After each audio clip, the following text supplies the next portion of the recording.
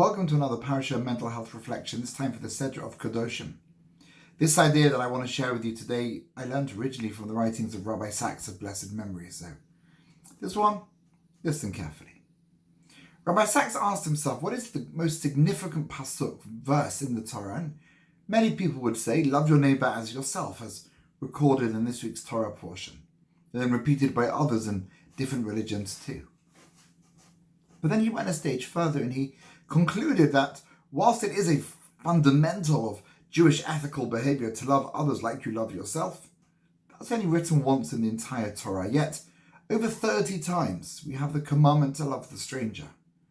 And here Rabbi Sachs does a Rabbi Sachs. He explains that neighbors generally are those who we choose to live amongst. We live in communities that match our value systems. But a stranger, we have no way of knowing what their values are, who they are, what they are like. And yet the Torah is commanding us to love the stranger. We've mentioned in these reflections previously the importance and centrality, significance of building communities and living amongst people. We know the Torah says it's not good to be alone. But then we have to ask ourselves the question, what type of community do we want? It might be nice to surround ourselves by people who are just like us. There's comfort in knowing that everybody's doing the same thing. But what about that stranger? Imagine from the point of view of the stranger, not the one who has to love that stranger, but the stranger. Enters a community without knowing anybody, looks around and realizes that they are different. How fragile and desperate do they feel? How scared and alone in the world are they in that moment?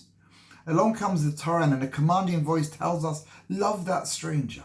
Go out and welcome them. Extend hands of friendship.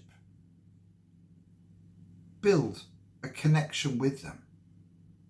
Now, it doesn't say you have to make that stranger into one of you. You have to love the stranger, so there still remains a distance between you.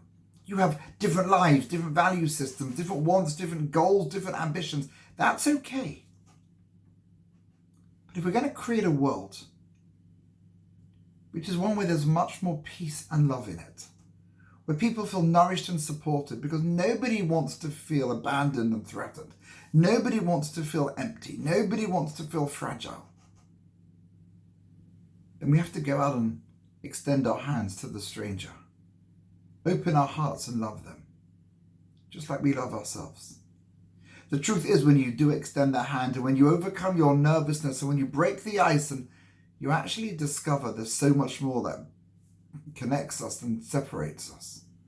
We're so much more similar than we ever imagined, but we look at each other and focus on the differences. So this week, a challenge.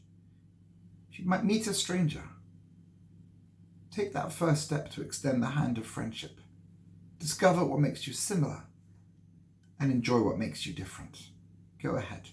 Love that stranger. Have a good Shabbos. Take care.